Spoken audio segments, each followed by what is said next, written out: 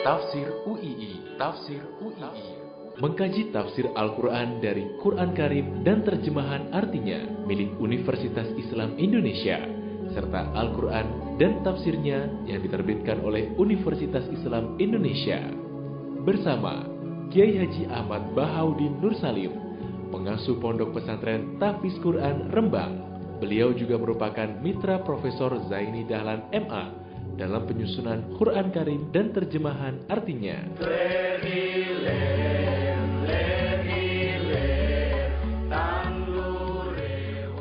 Assalamualaikum warahmatullahi wabarakatuh. Para pendengar radio Unisia yang kami cintai, kami hormati, mari mengkaji ayat-ayat yang diterjemahkan oleh Universitas Islam Indonesia. Baiklah, kita meneruskan ayat-ayat kemarin, dan kita tidak akan bosan mengulang-ulang ayat yang masih kita butuhkan penjelasannya. Kita mulai sekarang dari ayat atau kajian ayat 23 surat Al-Baqarah. A'udzubillahi minasyaitonirrajim. Wa in kuntum fi raibim mimma nazzalna ala abdina fa'tu bi suratim min mithlih wad'u syuhada'akum min dunillahi in kuntum shadiqin.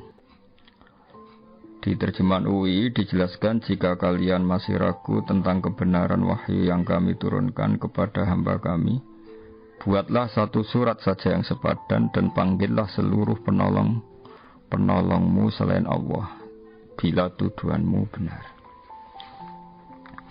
Logika umumnya adalah bahwa mereka ini menuduh Al-Quran karangan Muhammad, dan mereka yakin betul Muhammad hanyalah seorang manusia.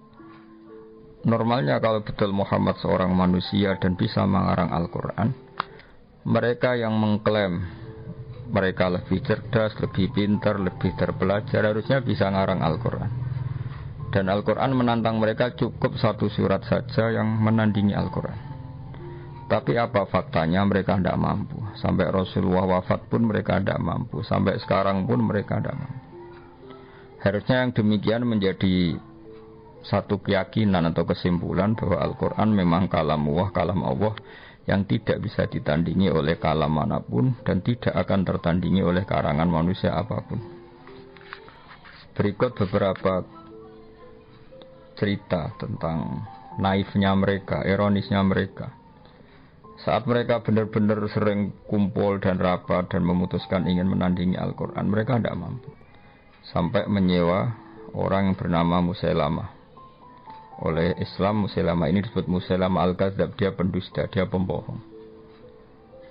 Setelah disewa ternyata apa? Mereka hanya minta 1-2 surat yang mirip Al-Quran. Misalnya begini, Al-Quran adalah wahyu Allah yang diantara yang diturunkan adalah surat Al-Fil. Alam tara kaifa fa'ala rabbuka bi ashabil fil. Alam yaj'al kaidahum fi tadlil wa arsala 'alaihim tayran ababil tarmihim bihijaratin min sijil faja'alahum ka'asfim ma'kul.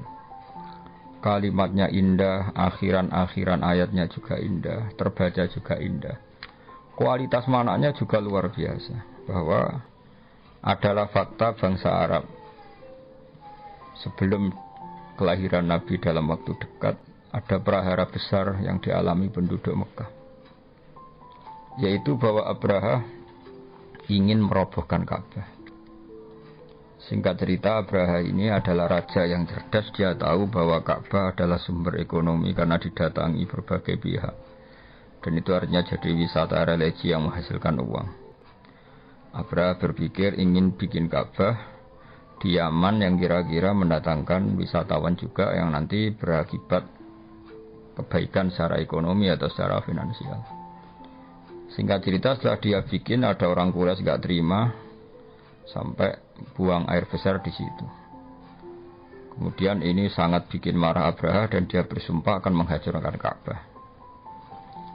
Setelah bersumpah mau menghancurkan Ka'bah, dia datang ke sana dengan pasukan gajahnya yang terkenal, yang melegenda dalam sejarah Mekah, sejarah Ka'bah. Ketika sudah mendekati Ka'bah, singkat cerita, gajah-gajah mereka yang hendak merobohkan Ka'bah, kalau diarahkan ke sana enggak mau. Tapi kalau diajak pulang mau. Setiap mau diarahkan lagi ke Ka'bah nggak mau. Setiap diajak pulang mau.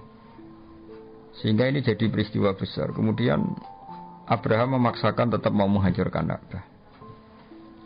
Kenapa redaksinya alam tara? Bukankah kamu melihat? Berikut pendengar saya kutip sebagian sejarah pokok di sini. Tentu saat itu yang Sayyidul Qaumi, tuan daripada yang dipertuan besar di Mekah, di kampung Quraisy atau suku Quraisy adalah Sayyid Abdul Muthalib.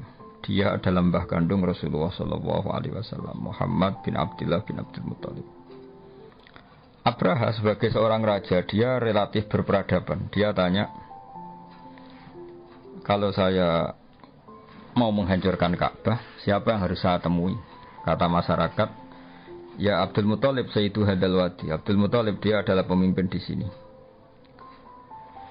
Tapi sebelum itu Abraha adalah merampas sekian unta dari kampung Quraisy, termasuk untanya Abdul Muthalib yang kurang lebih sampai jumlahnya 100 unta. Itu lazim dalam penjajahan dulu, mesti merampas harta-harta daerah yang dijajah. Setelah Abdul Muthalib didatangkan, Abdul Muthalib itu orangnya wibawa sekali. Dia punya karisma yang luar biasa. Sampai-sampai saking karisma beliau, Abraha ini duduk di singgasana, terus dia bilang, ya Abdul Muthalib, kalau kamu duduk di sebelah saya, kaum saya pasti gak terima, karena saya ini raja di raja. Tapi kalau kamu duduk di bawah, saya tidak punya nyali, saya di atas, kamu di bawah. Singkat cerita, akhirnya Abraha ini duduk sejajar dengan Abdul Muthalib. Setelah duduk bersama, kata Abraha, saya ingin merobohkan Ka'bah, tapi saya tidak ingin perang. Sebab itu ungsikan kaum kamu, ungsikan kaum kamu, bangsa kamu. Kata Abdul Muthalib, ndak itu ndak urusan saya. Yang penting unta saya yang kamu sita, kamu kembalikan. Abraha terkaget-kaget. Dan dia terkaget-kaget karena melihat kearifan Abdul Muthalib, kewibawaan Abdul Muthalib. Dan dia orang besar yang dituakan, yang dianggap pemimpin besar. Dia terkaget-kaget ketika seorang Abdul Muthalib hanya memikirkan hartanya, bukan memikirkan Ka'bah. Sampai Abraha bilang, Anta Sayyidu Hadal Wadi, kamu ini tuan daripada penduduk sini.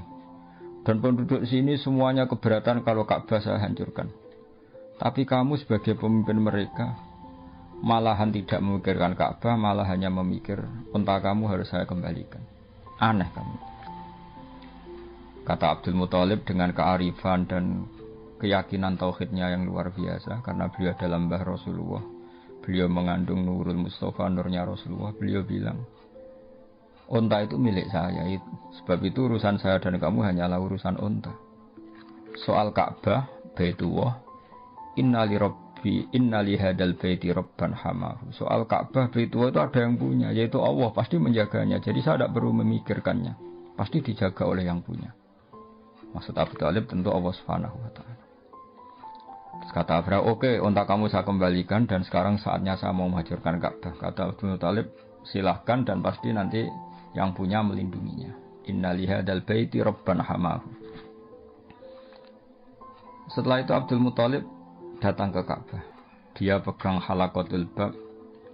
Halaqatul bab itu semacam kayak ya pegangan pintu. Di situ Abdul Muthalib bilang, ya Allah, ini rumahmu, engkau pasti menjaga ini. Setelah itu dia ngajak masyarakatnya, ngajak kaumnya. Setelah dia berdoa, wahai kaumku, ayo kita ke atas gunung melihat madza fa'ala rabbukum, apa yang nanti dilakukan Tuhan kamu terhadap orang-orang yang mau merobohkan Ka'bah. Singkat cerita, Abdul Muthalib dan para masyarakat Mekah ke gunung-gunung yang tinggi yang dekat Ka'bah melihat apa yang akan dilakukan Allah. Saking yakinnya Allah tidak akan membiarkan Ka'bah dihancurkan. Setelah itu datanglah Abraha dan bala tentaranya yang benar-benar ingin menghancurkan Ka'bah. Apa yang terjadi? Datanglah burung ababil. Burung ababil ini burung yang membawa kerikil-kerikil tajam dari neraka. Dan di situ tertulis alamat yang mau dijatuhin, sehingga semuanya tepat sasaran, tidak mengenai suku Quraisy. Ini termasuk Qudratullah, di mana burung yang tidak punya akal menjatuhkan kerikil tepat sasaran. Sehingga sebelum ada bom pintar, bom beralamat, bom yang terprogram dulu, orang sudah menyaksikan kecanggihan burung ababil yang menjatuhkan kerikil mesti tepat pada yang salah, tepat pada sasaran.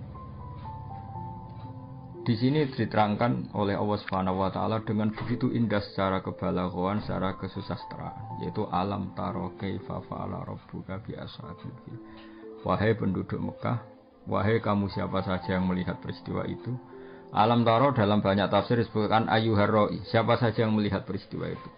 Coba lihat apa yang dilakukan Tuhanmu terhadap ashabil fil, orang-orang bertentara gajah. Bukankah mereka saya hancurkan dan mereka sia-sia? Tadlil artinya amal mereka sia-sia. Dan wa arsala alaihim tayran ababil, dan Tuhanmu yaitu Allah mengutus pasukan ababil. Yang ababil tadi membawa hijaratan min sijil. Wa arsala alaihim tayran ababil tarmihim bihijaratin min sijil faja'alahum ka'asfin ma'kul. Ini urutan ayat yang luar biasa. Alam tara kaifa fa'ala rabbuka bi ashabil fil. Alam yaj'al kaidahum fi tadlil wa arsala 'alaihim tayran ababil tarmihim hijaratin min sijil. Keindahan ini bukan terletak hanya karena diakhiri lam, semuanya sukun ya sukun semua sebagai waqaf, tidak. Tapi kualitas kesejarahan yang begitu dijelaskan detail dan faktual, yaitu nyata-nyata ada yang melihat, bersaksi melihat alam taro, dan mereka benar-benar taro melihat. Benar-benar ada pasukan gajah disebut ashabil fil, benar-benar ada burung yang bernama ababil, benar-benar ada batu kecil yang benar-benar min sijil. Semuanya diredaksikan begitu indah dan faktual, memang itu nyata. Sehingga orang-orang Quraisy ketika dengar ayat itu enggak berkutik. Betapa Quran itu indah dan enggak mungkin tertandingi. Kesejarahnya kena, bahasanya kena, keindahan pendengarannya kena. Karena mereka enggak mampu dan ditantang oleh Allah, silahkan tandingi yang seperti ini. Disewalah Musailamah Al-Kadzdzab untuk menandingi yang semacam surat ini. Apa yang terjadi? Musailamah datang. Dia ngomong sekenanya saja. Sampai si penyewanya itu kecewa semua. Dia malah cerita, al-filu mal-fil wa ma adraka mal-fil lahu khurtumun tawil wa dhailuhu qasir. Dia menandingi surat ini dengan kata-kata yang sama sekali enggak ada maknanya dan tidak punya kualitas apa. Dia hanya ingin berakhiran lam, terus kedengaran kayak mirip. Tapi sama sekali tidak menunjuk makna yang luar biasa. Bahkan terkesan hadayan itu kayak omongan orang yang setengah gila, setengah ndak waras. Dia hanya cerita yang maknanya al-filu mal-fil. Kamu tahu gajah. Gajah itu apa? Gajah adalah hewan lahu khurtumun tawil. Dia punya belalai panjang. Wa dhailuhu qasir, tapi dia ekornya pendek dan sebagainya. Dia hanya ingin berakhiran dengan lam dan menjelaskan sesuatu yang enggak penting sama sekali. Sehingga sampai para ulama bilang kamu itu gila, kamu itu pendusta. Sehingga disebut Musailamah Al-Kadzdzab. Ini pelajaran bagi kita bahwa Al-Quran adalah kalamullah dan siap diadu secara ilmiah. Saking siapnya sampai Quran bilang faktu. Kalau kamu enggak percaya dengan Quran ini adalah wahyu dari Allah, faktu, maka datangkanlah bisuratin mimisli. Kamu enggak apa-apa ngarang Quran asal kualitasnya sama, kebahasaannya sama, faktual sejarahnya sama, rohnya sama.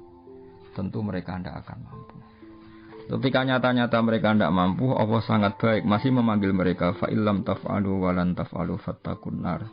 Jika kamu tidak bisa melakukan itu dan memang tidak akan mampu, wa lan taf'alu fattaqun nar, kamu sebagai manusia harus takutlah masuk neraka. Yang neraka itu saking panasnya, waquduhan nas wal hijarah. Yang menjadi alat atau materi bahan bakarnya adalah manusia dan batu.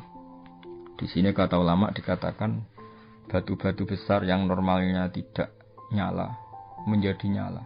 Itu bukti saking panasnya neraka. Sampai batu yang dimasukkan pun akan menjadi nyala. Kalau neraka tidak panas-panas amat, tentu batu-batu besar itu tidak akan menjadi api.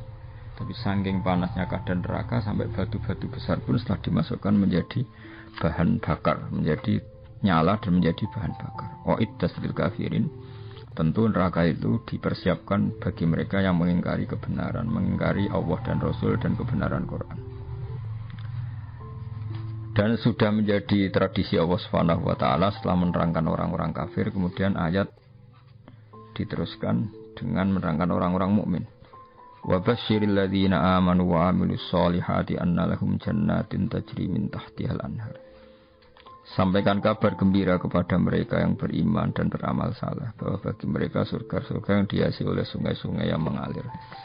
Kullama rusiku minha min samaratir rizqan qalu hadzal ladzi rusiqna min qablu wa utubihi mutasyabiha. Setiap mendapat rezeki buah-buahan surga, mereka mengatakan rezeki ini pula yang telah diberikan kepada kami sebelumnya. Wa utubihi mutasyabiha, mereka mendapat rezeki yang serupa. Walahum fiha azwajum mutahharatu wa hum fiha khalidun. Mereka juga diberi jodoh-jodoh yang serba suci dan mereka kekal di sana. Orang-orang iman di Al-Qur'an seringnya dibarengi dengan wa amilus sholihat, iman dan perilakunya soleh. Tentu ini penting sekali karena iman adalah bukti kita hidup, iman akan wujudnya Allah. Iman bahwa pencipta langit adalah Allah. Tentu konsekuensinya juga harus iman bahwa Allah ini punya aturan. Karena Allah adalah zat yang memerintahkan kebaikan, maka kita yang mukmin harus bercirikan melakukan kebaikan. Allah sebagai pengatur alam tentu melarang segala jenis kerusakan dan kezaliman. Kita pun ingin menghindari sejauh mungkin kerusakan dan kezaliman. Sebab itu kita tidak boleh mendewa-dewakan iman saja, karena di Al-Quran seringnya kata iman dibarengi dengan kata wa amilus sholihat dan berperilaku yang baik-baik. Para pendengar yang kami hormati, berperilaku baik-baik ini yang akhirnya bisa menjaga alam raya. Betapa rusaknya alam ini kalau kita atau manusianya berbuat dolim. Betapa kacaunya sistem sosial, kacaunya tata surya, kacaunya apa saja. Bumi bisa dihancurkan lewat bom atom. Manusia bisa dihancurkan oleh narkoba. Konflik bisa disulut karena banyak orang yang berselingkuh, banyak orang yang mengambil haknya orang lain, istrinya orang lain sekenanya. Betapa rusaknya ini. Sehingga saking kacaunya kezaliman, Allah berfirman, "Tuharal fasadu fil barri wal bahri bima kasabat aydin nas." Kalau ada kerusakan di mana saja, baik lautan maupun di daratan, semua pasti karena ulah manusia. Sebab itu kita yang mukmin harus berperilaku yang soleh. Soleh itu dari makna sesuatu yang pantas, yang layak. Baik layak secara agama, layak secara etika publik, maupun layak dengan alam. Artinya kita berperilaku sesuatu yang alam itu tidak menolak perilaku kita.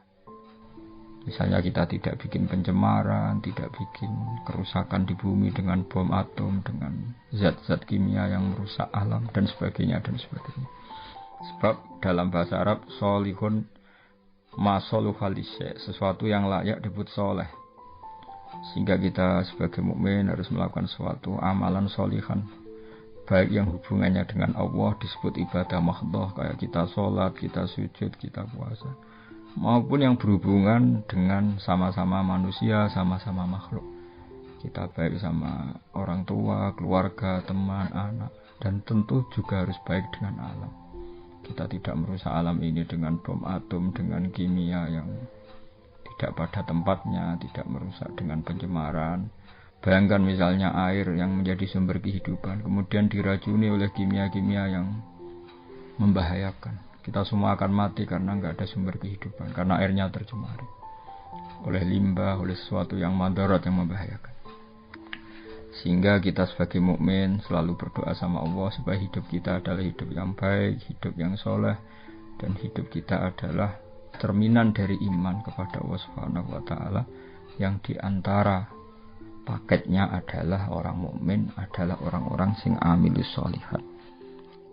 Karena Allah adalah zat yang baik, yang selalu membalas orang-orang yang baik. Kemudian orang-orang baik ini dijanjikan Allah annalahum jannatin tajri min tahtihal anhar. Orang-orang ini akan masuk surga, di mana surga itu serba indah. Di antara gambaran indahnya adalah dihiasi sungai-sungai yang mengalir, dan tentu dicukupi segala sumber rezeki, termasuk dicukupi juga kebutuhan-kebutuhan biologis manusia, disebut walahum fiha azwajum mutahharah, punya istri-istri atau pasangan-pasangan yang tersucikan. Sudah gitu ditutup dengan wahum fiha khalidun, dan orang-orang baik di surga itu selamanya-lama. Perlu dimengerti oleh banyak pemirsa bahwa wahum fiha khalidun, kata ulama ahli fikih disebutkan kenapa orang mukmin yang amalnya di dunia terbatas. Misalnya orang soleh mungkin hidupnya hanya 60 tahun atau 80 tahun. Berarti amalnya dia hanya 80 tahun atau 60 tahun. Kenapa Allah begitu baik dan dibalas dengan surga yang selamanya lama, bukan hanya surga yang berdurasi 80 tahun. Kata para ulama, ini bagian dari sirinya, rahasianya hadis innamal a'malu binniyat. Amal itu akan mendapat pahala berdasar komitmen niat. Karena orang mukmin itu berniat andaikan hidup selamanya lama di dunia juga dia akan iman selamanya lama, maka dibalas Allah, dia pun masuk surga selamanya lama. Ini sirinya kenapa wahum fiha khalidun. Selain tentu satu karena fadlnya Allah, rahmatnya Allah, kata para ulama, ini sebagai balasan orang mukmin yang zaman di dunia berkomitmen akan iman selamanya lama. Kalau saja mereka ditakdir hidup 1 juta tahun pun, mereka akan iman 1 juta tahun.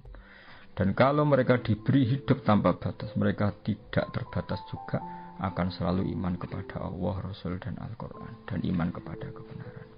Sehingga sebagai balasannya niatnya, komitmennya iman, maka dibalas dengan surga yang mereka berstatus wahum fiha khalidun, selama-lamanya di surga. Saya kira demikian, semoga ini bermanfaat.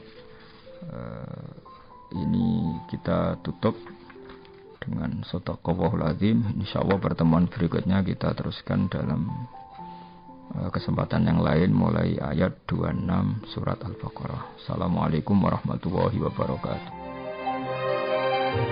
Demikian tafsir UII bersama Kiai Haji Ahmad Bahaudin Nur Salim, pengasuh Pondok Pesantren Tahfizul Quran Rembang.